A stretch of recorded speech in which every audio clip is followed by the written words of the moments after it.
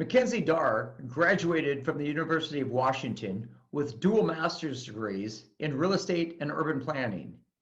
She is the development manager at the Wolf Company and is very passionate about her work in housing affordability and public engagement.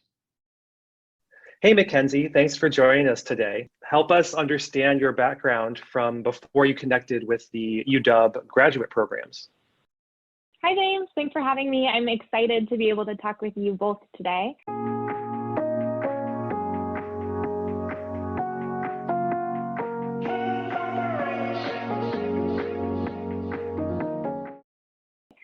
So I actually went straight through from undergraduate to graduate school, and I did my undergraduate at Santa Clara University, where I majored in psychology and ethnic studies, so not related to real estate at all. But I actually worked for the city of Santa Clara in the building inspection division for 3 years, and I led code enforcement follow-up for the city, and it got me really interested into the way that housing policy can impact housing affordability and livability within a city. Santa Clara is obviously in the Bay Area. It's a very expensive city, and seeing the way that there was just such a backlog on demand, and there were a lot of garages converted without permits and things of that nature, it got me really interested in land use planning in particular. And I decided I wanted to find a way to be in the built environment. And I didn't feel like I had the academic credentials to necessarily get there right out of undergraduate school. So I applied first to the master's in urban planning and was planning on becoming a planner. So that's what really drew me to graduate school. And then in Seattle in particular, I wanted to be somewhere that was doing really interesting, innovative things related to housing affordability and livability, and then also somewhere that was seeing a lot of development. And so Seattle at that time was in the midst of the HOLA conversations and the downtown up zone and mandatory housing affordability. So from a planning perspective, Seattle was really like the cutting edge place to be. And it was exciting to be able to come to the city in the midst of those conversations and to have seen those conversations evolve over the last, I think it's 6 years now since I first moved to the city. Yeah, that sounds like a very different path than your normal MSRE student. Can you explain a little bit more how you started out? So I actually was interested before in how economics and finance impacted the actual development within a city. So obviously a planner is going to work on the zoning code and the buildable envelope and, you know, what's the allowable height in FAR. But a city can create really dense zoning in an area where developers don't want to be, where rents don't justify construction. And so I felt like it was really imperative, if I wanted to be able to create good policy, to understand what were the factors driving the people that planners are trying to regulate. And I didn't actually even know that there was an MSRE program until Suzanne Cartwright reached out to me.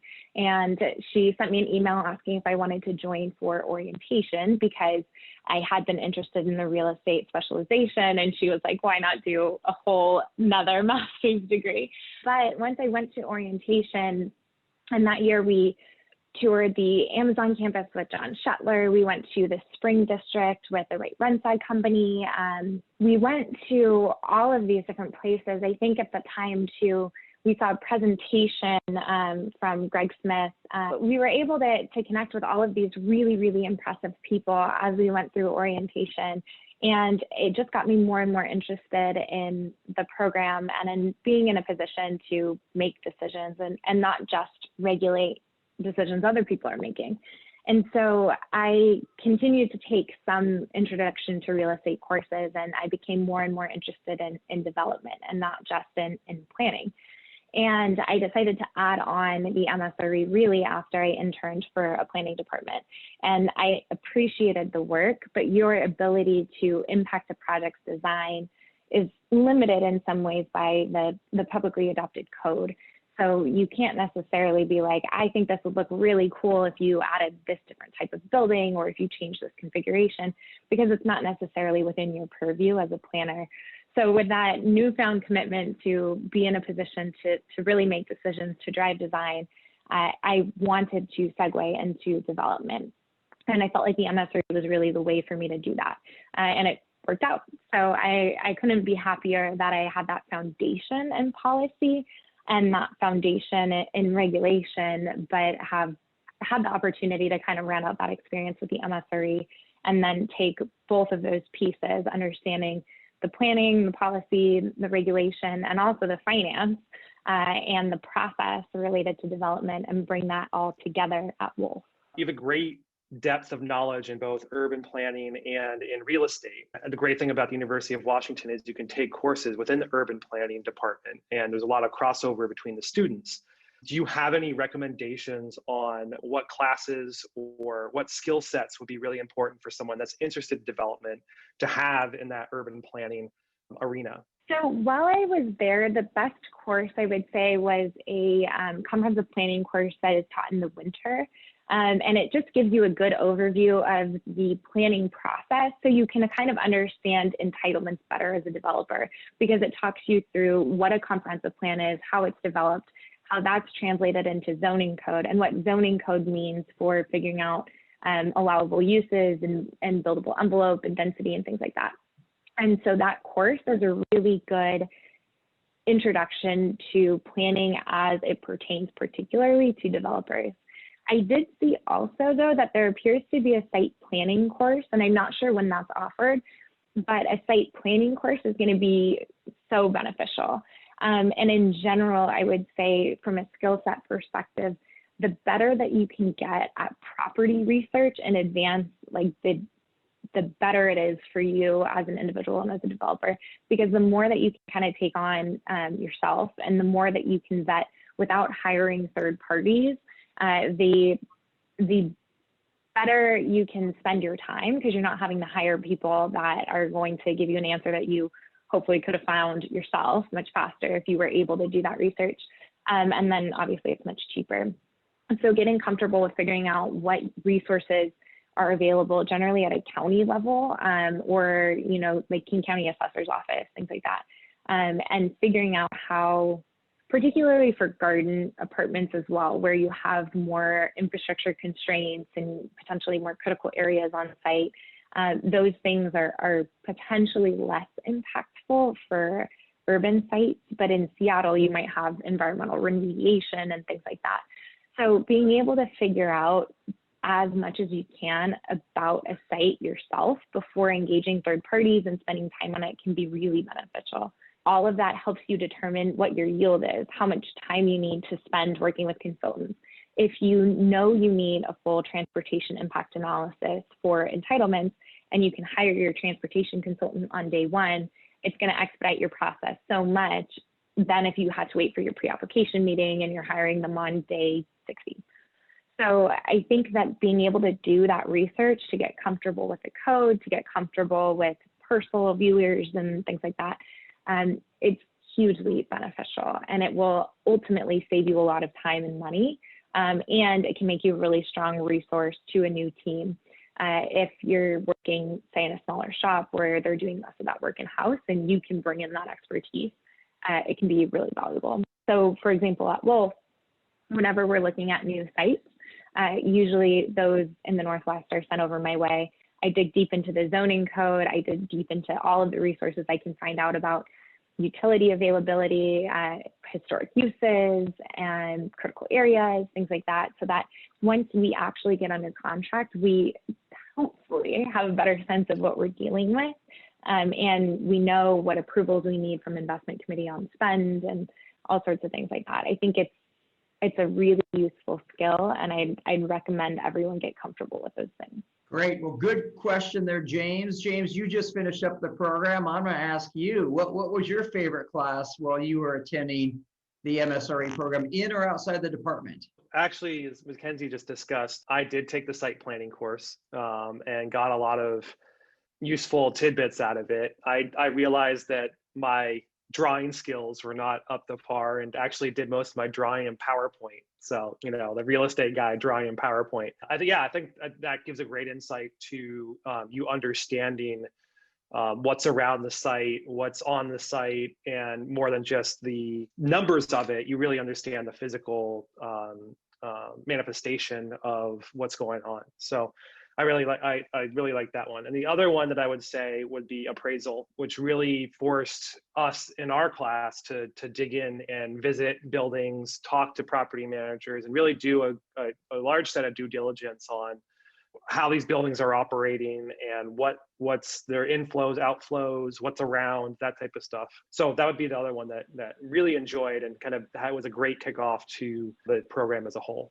Is that still taught by Tim Overland? Yes. Okay, I completely agree. That was my favorite course in the MSRE program. And I think coming in with that in the fall too, it's just a really great immediate immersion into everything that you want to learn. It's a really fun class, but it sets the stage for everything that you dive into deeper with, potentially more pointed classes like the financial modeling. So I agree. I loved appraisal. It's a great course. It is, and you mentioned then the financial modeling, Greg's class. I think that was a great 1-2 punch coming in with, and we did spreadsheets and modeling in both different perspectives. And as people said, there maybe is no one right way to do it. Everyone has their nuances in their spreadsheet, but the way that Tim taught it from the appraisal side and Greg more from the modeling side, I mean, it was a great 1-2 punch for the program to start and to launch people coming in. Yeah, it feels like you start at full speed because then once you get past that first quarter, you have the foundation. So it makes it easier to understand when you're at networking events and people are presenting on a project to be like, oh, this feature is a really nice amenity. I bet that's giving them a boost in rents. And, that's how they underwrote this other thing, like things like that. I always think about this, the mall in Bellevue and how there's so much free parking. And it occurred to me I think it was, I don't know whose course it was, but they're probably able to provide so much free parking because they think they're getting a boost in their percentage rents for retail sales because people are coming and they're buying more because it's easy to get there. And it was just interesting thinking about how you are able to justify different features based on the way that you look at your underwriting. And I feel like those 2 classes right away kind of give you that foundation that you need to analyze everything going forward. So now taking it forward, you graduated, you moved on. Tell us about your current position now. So I'm a development manager for the Wolf Company, and Wolf is a fully integrated real estate investment firm focused primarily on multifamily investment and development. And I'm part of the Seattle-based development team, which covers the whole Northwest. So that's Washington, Oregon, Idaho, and Montana primarily. But because the company covers most of the US, we pick up other projects as needed. So the first project I really worked on for Wolf was Ambrose in Bremerton. It's a 214 unit garden multifamily development. And most of my experience has been garden multifamily. And my role at Wolf is to engage all of the consultants and manage the consultants through due diligence and physical risk investigation, work with the architects on design, be the interface with the city going through the entitlement process, and then work with the general contractor on hard cost pricing and really do the project management required to get to construction start, at which point we hand off the projects to our construction team. So it's a really fun way to see my favorite part of the process. And then because I don't manage day-to-day of construction, I'm able to handle a lot more projects than a shop that is full soup to nuts, where you have one person doing everything from site acquisition through to actually leasing and disposition. So it's a narrower lens, but I've been able to see a lot more projects, and working across states too has been pretty interesting. I'm working on a project now in Texas, and obviously things are a little bit different there because you don't have SEPA and growth management and some of these other things that really are big drivers of spend and time during our investigation and analysis process for new projects in Washington. Great. Well, we have a number of students that just finished their first quarter in the program, a number of people out there, looking, considering the program. Having been through it and out in the real world now working, what advice would you give to people that are starting the program or thinking about it? If you're there, what would you do? What you got to try this, be a part of this, help us there. As a student, the advice that I would give you is to take advantage of your status as a student. In general, the Washington real estate community is so open and willing to meet with students, and everyone is very friendly and helpful and willing to be available. So I would say be willing to, shoot a cold, email, a LinkedIn message, and reach out to someone and say, hey, I'm a student, I'm interested in this. Would you be willing to give me 30 minutes of your time? Because I think most people that you talk to would be. So I would say use that. You can reach out to a lot of people you might not have access to later when you could be a competitor of that person. And I would also say that as a student, this is your time to start building a network, because you are meeting people now that you will hopefully work alongside well into the future. So if you can start cultivating those relationships early as a student, it will make it easier for you to potentially find your first job, or in the future, maybe you're going to know the broker who's going to end up selling you a building, or who's going to help you find a tenant for a building that you've constructed. So what I would say is be purposeful in your networking, but do it in a way that is authentic to you. So I personally don't love showing up at a big happy hour where I maybe don't know very many people, but I do really like participating on a committee where I'm working with people towards kind of a common goal. So I'm on the Real Estate Challenge Committee with NAIOP, NAIOP Government Affairs, and NAIOP Developing Leaders. And so I really like that format, and that's how I've built my network over the past couple of years. And I've added different committees as my schedule has allowed, and as my interest has changed over time as well. So I would say that you don't necessarily have to do networking a certain way, but you need to do some networking. And the earlier you start, the easier it is. Once you have an internship or you have a job, then I would say my biggest piece of advice is actually one I'm going to borrow from Joe Polito. He was my mentor assigned through the MSRE program when I was a student. And when I was asking him, same question, what advice do you give someone just starting out? He mentioned someone that had just started at Touchstone that was very successful in the role. And he said he was successful because he just got shit done. And so when you're new and you're starting out, sometimes you can see a need in the company, and maybe it's not exactly what you want to do. Maybe they need someone who's going to pick up some groundwork. But if you can continually find the need and fill it, and you're proactive and you're driven and you're motivated, people will really recognize and reward that. And in general, I think people want to work with people who are intelligent, motivated, and enjoyable to be around.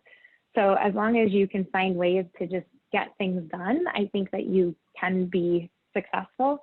And so if you take that attitude into your next internship or your first job, then I think that's something that tends to get people quite far in real estate, because we are all a little bit overworked, and we are all trying to do more, because in general, people in this industry are motivated, and you can be as busy as you want to be when you can always find new sites, new projects, new investments.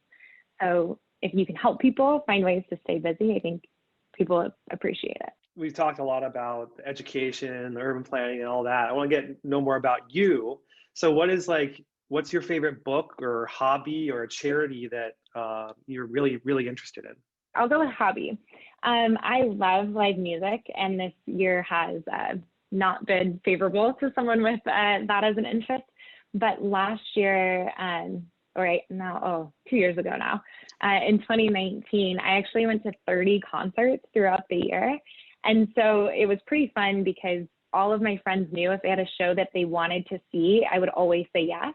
So I saw a bunch of artists I'd never even heard of, found new artists that way, went to a bunch of little shows in Columbia City Theater and other small venues. So it was just a fun way to see more of the city, spend more time with friends that, I might not have otherwise hung out with one-on-one, and definitely hear a lot of new artists, which was very fun.